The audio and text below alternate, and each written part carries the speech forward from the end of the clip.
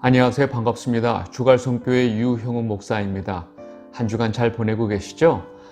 오늘은 요한계시록 9번째 시간입니다. 우리 지난주에 그 여섯째 인과 그 마지막 일곱째 인 사이에 그 삽입구로 들어온 그 7장의 내용을 살펴봤습니다. 그리고 오늘 우리가 보게 될 이 8장의 내용은 이제 마침내 마지막 그 일곱째 인이 떨어지는 장면, 그리고 이어서 그 일곱 나팔 재앙이 시작되는 장면입니다. 그리고 일곱 나팔 재앙에 대한 전체적인 내용을 한번 좀 살펴보도록 하겠습니다. 여러분, 제가 전에 그 요한계시록 전체 구조를 설명할 때 말씀을 드렸지만 잘 기억해 보시면 그 여섯째 인이 끝나고 그 일곱째 인이 떨어지기 전에 그 중간에 삽입구로 7장이 들어온다라고 제가 계속 반복적으로 말씀을 드렸는데, 그래서 우리가 그 지난주 그 삽입구였던 7장의 내용을 봤습니다. 근데 그 일곱 나팔 재앙도 이 구조를 똑같이 가지고 있습니다.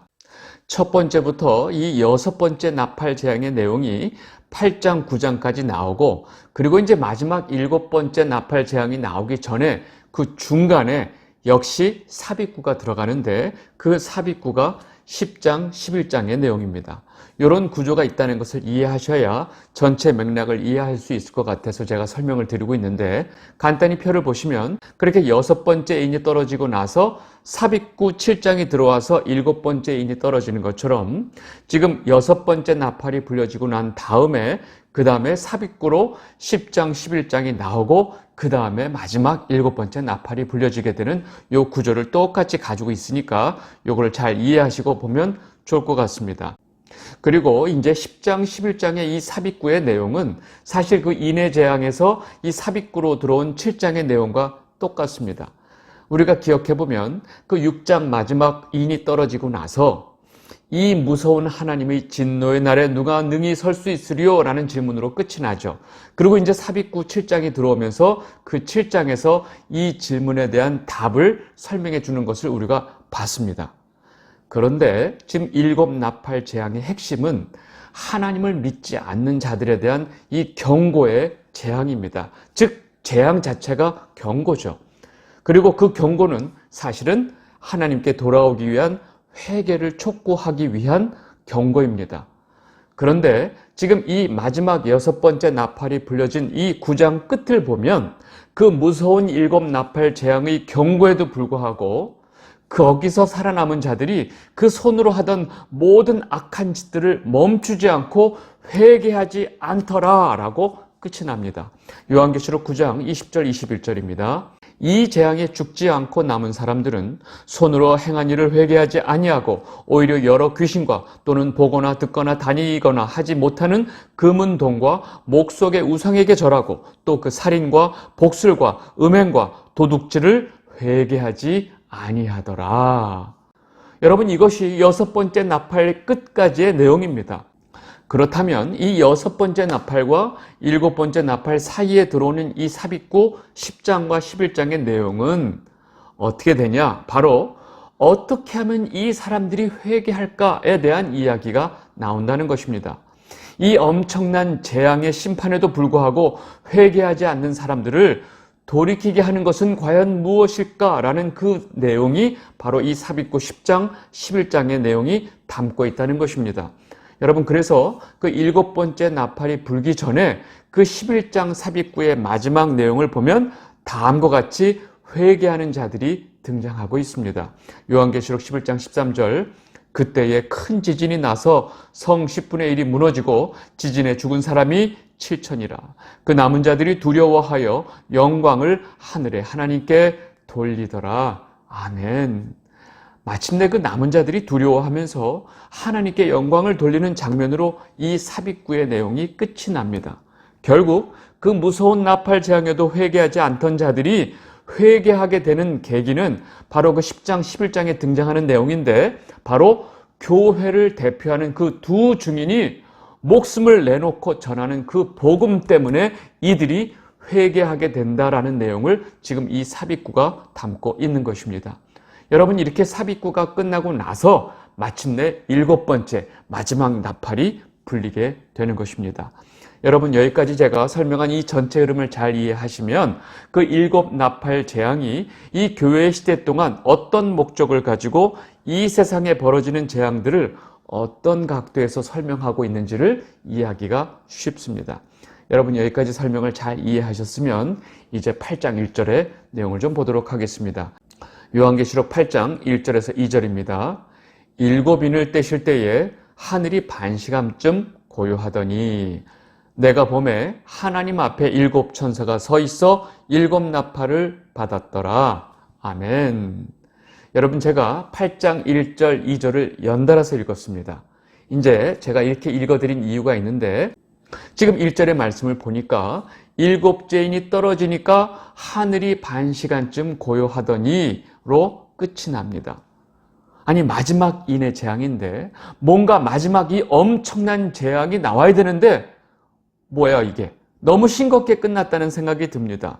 그리고 마치 그 아무런 재앙도 일어나지 않은 것으로 생각이 됩니다. 그냥 반시간쯤 고요하더니 그리고 2절에 바로 이어서 일곱 천사가 나와서 일곱 나팔을 받았다라고 연결이 되니까 대부분의 사람들이 8장 1절 2절의 말씀을 한 문장으로 이해하면서 일곱째 인이 떨어지니까 일곱 나팔이 등장하는구나로 이해를 하는 것입니다. 여러분 아닙니다. 여러분 예전에 선생님들이 중요한 내용이 나올 때 주목했던 거 기억나세요? 제가 지금 여러분들께 지금 집중을 좀 환기시키고 싶어서 주목을 해 주셨으면 좋겠습니다. 지금부터 잘 들으셔야 돼요. 8장 1절 2절의 말씀을 자세히 보시기 바랍니다. 여러분 1장 1절 이 말씀이 한 문장일까요? 두 문장일까요? 여러분 지금 8장 2절에 처음에 어떻게 시작하냐면 내가 보매 라고 이제 한글 성경은 시작을 하는데 이 부분을 영어 성경으로 보면 and I saw로 시작을 합니다. 전부 다 이렇게 and로 시작을 하는데 그 ESV, English Standard Version이라는 영어 성경을 보면 거기는 then I saw로 시작을 합니다. 결국 이 영어 성경을 기반으로 8장 1절 2절을 다시 보면 다음과 같습니다. 요한계시록 8장 1절 2절 다시 보겠습니다. 일곱째 인을 떼실 때에 하늘이 반시간쯤 고요하더라. 그 다음에 또 내가 보매 하나님 앞에 일곱 천사가 서 있어 일곱 나팔을 받았더라.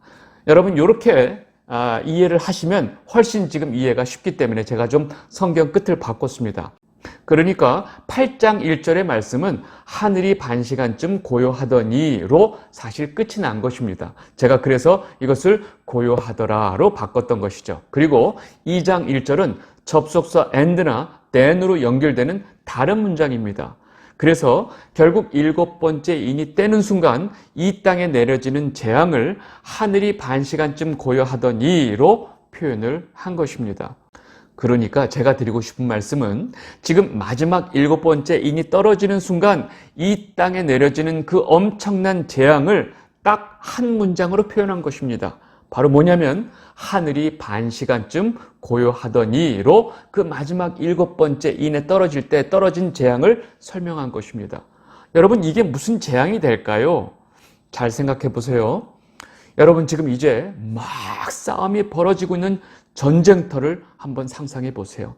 막 비행기 굉음이 들리고 총소리가 들리고 포탄이 날아와서 펑펑펑펑 터지고 여기저기 사람들 그 총에 맞아서 그냥 죽어가는 그 비명소리가 들리고 막 서로 소리치는 그 아우성 소리가 들리는 전쟁터를 한번 상상해 보세요. 얼마나 그 소리가 무섭고 시끄러울까요? 그런데 그 전쟁터에 갑자기 핵폭탄이 떨어졌어요. 뻥 떨어지면서 그 주변에 전방 몇십 미터까지 있는 사람들이 다 죽었습니다. 그렇게 그 지역에 핵폭탄이 떨어지고 난 다음에 그 다음 거기는 어떨까요? 그 다음에 그 지역은 그 요란했던 전쟁터는 고요함밖에 남지 않습니다. 왜요? 모든 생명체가 다 죽었기 때문입니다. 여러분 제가 무슨 말씀 드리고 있는지 이해하시겠어요? 그래서 지금 8장 1절에 나오는 고요하더니가 사실 제일 무서운 재앙을 설명하고 있다는 것입니다. 여러분 이렇게 마지막에 온 세상이 멸망하는 장면을 계시록 18장에 좀 반복적으로 요 고요하던 일을 좀 더 구체적으로 설명을 하고 있습니다. 지금 이 18장의 내용은 하나님을 대적하는 그 물질적인 세력을 상징하는 바벨론이 완전히 멸망한 후에 마지막 그 모습을 설명하는 장면입니다. 요한계시록 18장 22절 24절입니다. 또 검은 것 타는 자와 풍류하는 자와 퉁소 부는 자와 나팔 부는 자들의 소리가 결코 다시 내 안에서 들리지 아니하고 어떠한 세공업자든지 결코 다시 내 안에서 보이지 아니하고 또 맷돌 소리가 결코 다시 내 안에서 들리지 아니하고 등불빛이 결코 다시 내 안에서 비치지 아니하고 신랑과 신부의 음성이 결코 다시 내 안에서 들리지 아니하리로다. 너의 상인들은 땅의 왕족들이라. 내 복술로 말미암아 만국이 미혹되었도다. 선지자들과 성도들과 및 땅 위에 죽임을 당한 모든 자의 피가 그 성 중에서 발견되었느니라 하더라. 아멘. 여러분, 하나님을 믿지 않는 이 땅의 모든 경제적인 세력인 이 바벨론이 완전히 멸망한 모습을 지금 이렇게 설명하고 있는데, 결국 내 안에서 그 모든 어떤 소리도 이제 들리지 않는구나 라고 이 완전히 멸망한 이 바벨론 성을 이렇게 설명을 하고 있습니다. 여러분, 왜 이렇게 하나님을 대적하고 열심히 자기 멋대로 살아가던 이 바벨론 성의 그 어떤 소리도 들리지 않을까요? 그 모든 사람들이 다 죽임을 당했기 때문입니다. 여러분, 이것이 바로 지금 마지막 7째인이 떨어질 때 하늘의 반시 동안 고요하더니 이 한 문장으로 이 엄청난 마지막 재앙을 표현한 것입니다. 여러분, 여기서 이제 7인의 재앙의 내용이 끝이 납니다. 그리고 제가 구조를 설명할 때 말씀드린 것처럼 하나의 축이 끝난 것입니다. 그리고 8장 2절서부터 다시 7나팔 재앙의 한 축이 다시 시작이 되는 것입니다. 그렇다면 우리는 이제 8장 2절서부터 다시 보기 시작해야 되는데, 그렇게 7천사가 7나팔을 받고 그 다음 연결되는 내용이 2절 다음 3절이 아니고 6절로 연결이 되면 사실 우리가 이해하기가 쉽습니다. 요한계시록 8장 2절과 6절을 연달아서 보겠습니다. 2절, 내가 보매 하나님 앞에 7천사가 서 있어 7나팔을 받았더라. 6절, 7나팔을 가진 7천사가 나팔 불기를 준비하더라. 여러분, 이렇게 2절과 6절이 연결되면 그냥 바로 내용이 연결돼서 이해하기가 쉽습니다. 그런데 문제는 그 3절서부터 5절까지의 내용이 전혀 생뚱맞은 내용이 나온다는 것입니다. 여러분, 지금 이 내용이 왜 들어갔는지 좀 설명하려고 그러는데, 여러분, 지금 이 갑자기 중간에 나팔 불기 전에, 나팔이 등장하고 천사들이 나팔을 불기 전에 요 나오는 3절서부터 5절까지의 내용은 이제 시작되는 7나팔 재앙이 시작되기 전에 이 나팔 재앙이 왜 시작되는지, 이 재앙의 성격이 무엇인지를 설명하기 위해서 지금 그 내용이 들어간 것입니다. 우리 3절, 5절의 내용을 쭉 연달아서 보도록 하겠습니다. 요한계시록 8장 3절에서 5절입니다. 또 다른 천사가 와서 제단 곁에 서서 금향로를 가지고 많은 향을 받았으니 이는 모든 성도의 기도와 합하여 보좌 앞 금제단에 드리고자 함이라. 향연이 성도의 기도와 함께 천사의 손으로부터 하나님 앞으로 올라가는지라. 천사가 향로를 가지고 제단에 불을 담아다가 땅에 쏟음에 우레와 음성과 번개와 지진이 나더라. 아멘.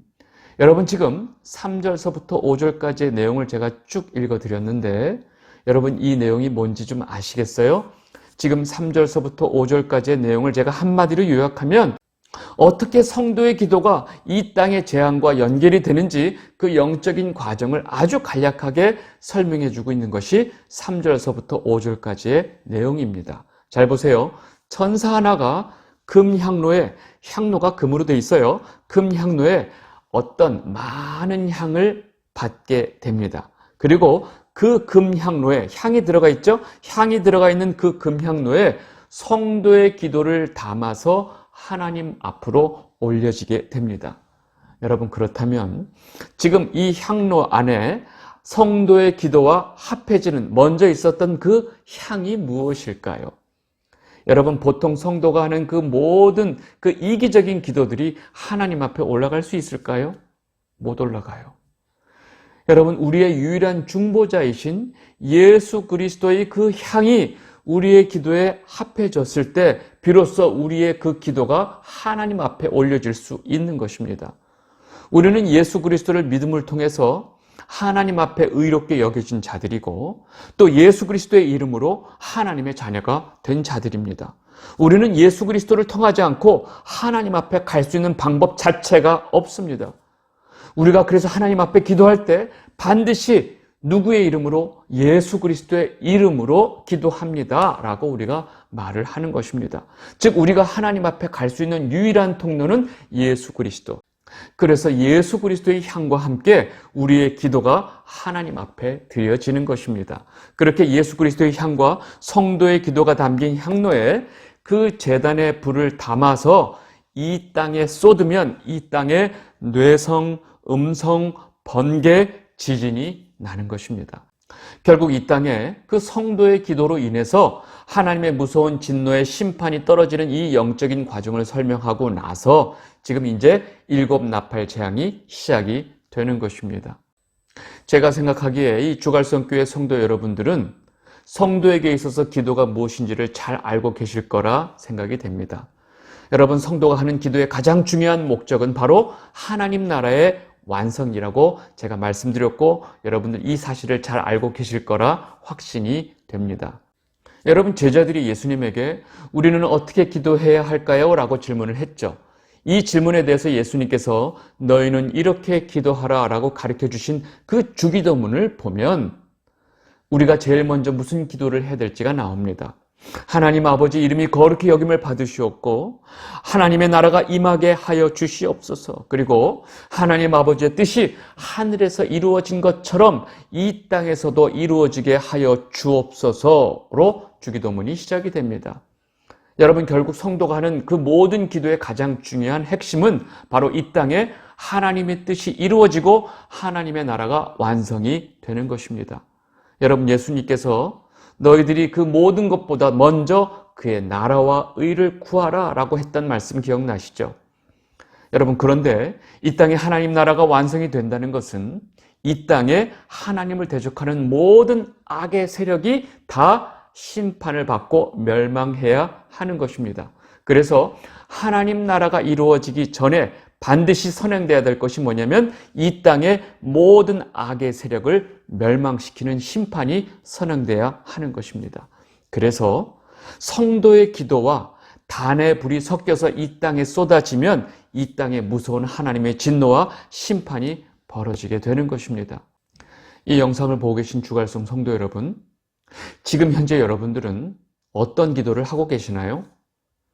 지금 여러분들이 어떤 기도를 하고 계시든지 먼저 이 땅에 하나님 나라가 이루어지기를 구하는 기도가 제일 먼저 선행이 되시기를 진심으로 바랍니다.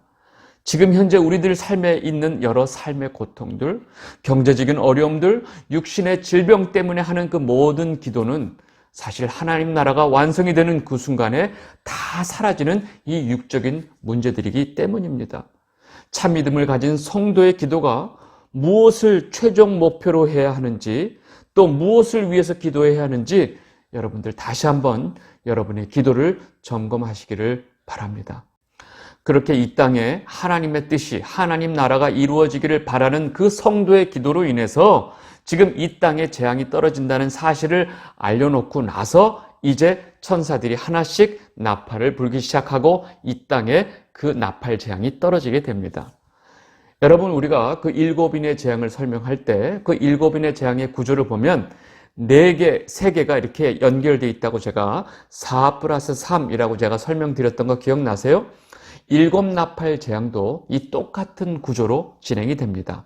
앞에 4개의 나팔이 부러지면서 이 같은 종류의 어떤 재앙들이 떨어지고 나서 그 다음에 5째, 6째에는 전혀 다른 그 재앙들이 떨어지는데 앞에 4개의 나팔이 부러질 때 땅, 바다, 그 다음에 이 땅에 있는 물, 그리고 하늘의 재앙이 떨어지게 됩니다. 그리고 이제 5번째 나팔이 불려지면 그 인을 맞지 않은 그 불신자들만 해야 하는 황충이가 나와서 그들을 괴롭히는 재앙이 나옵니다. 그리고 여섯 번째는 그 유브라데에 결박되었던 네 천사가 풀리면서 이 땅의 3분의 1의 사람들이 죽는 일이 벌어지게 됩니다.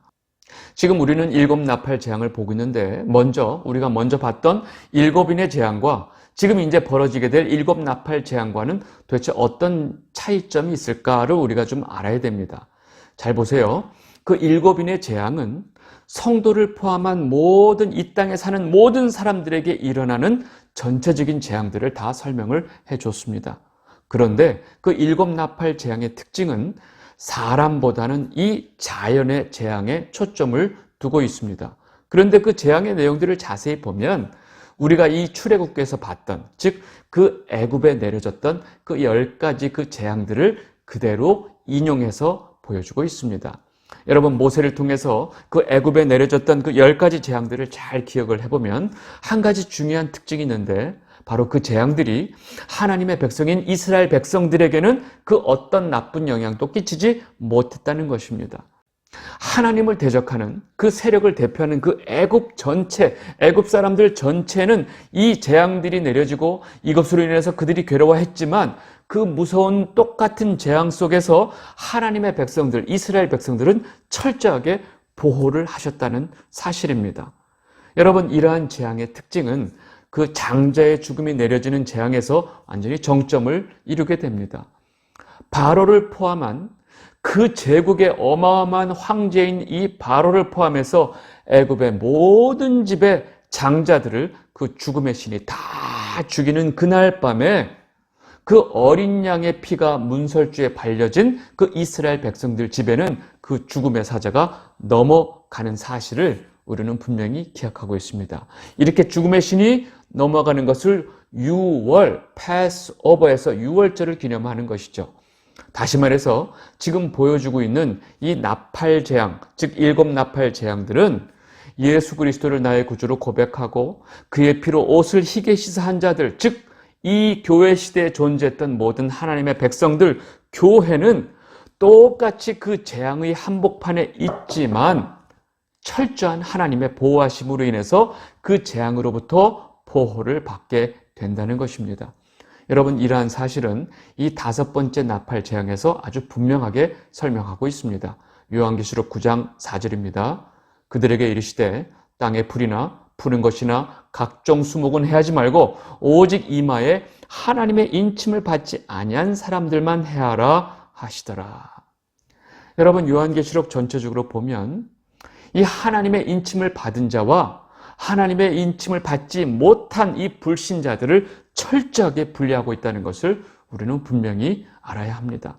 그리고 우리가 지난주 내용을 보면서 하나님께서 그 이마에 인을 치는 자들은 이 땅에서 일어나는 가증한 일들에 대해서 애통하고 탄식하는 자들에게 그 이마에 인이 쳐진다는 사실을 그 에스겔 말씀을 통해서 봤습니다. 기억하시죠? 지금 제가 이 일곱 인의 재앙과 일곱 나팔 재앙을 지금 비교하고 있는데 그 차이점을 간단히 정리하자면, 인의 재앙은 성도를 포함한 이 땅의 모든 자들에게 벌어지는 전쟁, 기근, 칼, 질병과 같은 재난들을 지금 설명하고 있고, 지금 이제 우리가 보게 될 일곱 나팔 재앙은 똑같이 이 땅에 재앙이 벌어지고 있지만 그 가운데서 하나님의 백성들은 그 재앙으로부터 하나님의 보호하심 속에 있다는 것을 보여주고 있습니다. 결국 이 재앙의 대상은 누구예요? 하나님의 인침을 받지 아니한 불신자들이 이 모든 재앙들의 대상이 된다는 것입니다. 그렇다면 결국 이 하나님을 믿지 않는 자들, 즉 하나님을 대적하는 자들을 대상으로 이 떨어지는 이 일곱 재앙의 목적은 무엇일까? 그것은 바로 그들에게 다시 한번 기회를 주고 그들이 그 재앙을 통해서 하나님께 회개하고 돌아오기 위한 목적을 가지고 지금 이 재앙이 떨어진다는 것입니다. 제가 그래서 앞전에 이것이 바로 경고의 재앙이다라고 설명을 드린 것입니다. 그리고 이 일곱 나팔 재앙은 그들에게 회개를 위한 경고의 나팔을 불고 계신 것입니다. 그래서 나팔 재앙이라고 지금 표현을 하는 것입니다. 에스겔 33장 2절에서 4절입니다. 인자야, 너는 내 민족에게 말하여 이르라. 가령 내가 칼을 한 땅에 임하게 한다 하자 그 땅 백성이 자기들 가운데의 하나를 택하여 파수꾼을 삼은 그 사람이 그 땅에 칼이 임함을 보고 나팔을 불어 백성에게 경고하되 그들이 나팔 소리를 듣고도 정신 차리지 아니하므로 그 임하는 칼의 제거함을 당하면 그 피가 자기 머리로 돌아갈 것이라. 아멘. 여러분, 지금 이 내용에서 보는 바와 같이 파수꾼이 나팔을 불 때는 그 심판이 임했을 때 그 칼이 임함을 보고 경고하기 위해서 나팔을 분다라고 좀 설명을 하고 있습니다. 여러분, 이렇게 나팔은 백성에게 어떤 그 재앙의 임함을 경고하기 위한 목적으로 사용되었고, 지금 요한이 이 7 나팔 재앙을 설명하고 있는 이유가 바로 지금 이 땅에 아직 하나님을 알지 못하는 자들에게 그들을 깨우치기 위한 하나의 경고의 그 나팔이었다라는 것을 표현하고 있는 것입니다. 여러분, 그 외에서도 구약에 보면 하나님께서 이스라엘에게 나팔을 불라고 하실 때는 여러 상황이 있었지만 그 내용들을 정리해 보면 모두 하나님 나라의 완성을 상징하는 어떤 의식이나 절기 때 나팔을 불었습니다. 그래서 나팔 재앙은 그 이 악의 세력에 대한 하나님의 심판임과 동시에 우리 하나님 백성들에 대한 하나의 경고도 된다는 것입니다. 왜냐하면 여전히 우리 안에 있는 이 죄성, 악한 것들이 결국 하나님 심판의 대상이 되기 때문입니다. 그리고 이러한 7 나팔 재앙을 통해서 우리 안과 우리 밖에 있는 모든 악들을 제거하시고 완전한 하나님의 나라를 이루시는 것이 바로 하나님의 뜻이기 때문입니다. 이 영상을 보고 계신 주갈성 성도 여러분, 교회 시대 내내 그리고 지금 현재 우리 삶 가운데 벌어지고 있는 이 수많은 나팔 재앙들을 우리가 분명히 깨닫고 알아야 합니다. 그리고 그러한 모든 재앙들 속에 우리가 어떻게 보호하심을 받고 있는지도 여러분들 분명히 깨닫게 되시기를 바랍니다. 여러분, 이 분명한 사실들을 깨닫는 순간 우리는 우리 삶의 그 많은 것들에 대해서 불평할 것이 사라지게 되고 여전히 우리 삶 가운데 허락하신 그 모든 일들에 대해서 오히려 감사와 영광과 찬송을 돌리게 되는 것입니다. 다음 주에 이어서 이 본문의 내용의 그 7 나팔의 내용을 좀 보도록 하겠습니다. 그 7 나팔 재앙에 대해서 이 첫 번째 시간은 오늘 여기서 마무리하도록 하겠습니다. 감사합니다.